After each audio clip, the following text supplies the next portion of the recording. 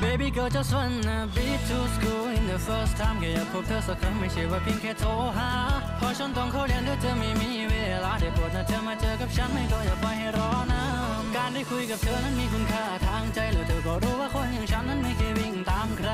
ขอเวลาไม่นานนะเธอมันคงไม่เป็นอะไรแล้วมันจะเป็นไปได้ Baby girl just wanna be to school in the first time แค่อยากพบเธอสักครั้งไม่ใช่ว่าเพียงแค่โทรหาพอฉันต้องเข้าเรียนด้วยเธอไม่มีเวลาได้โปรดนะเธอมาเจอกับฉันไม่ก็อย่าปล่อยให้รอนะ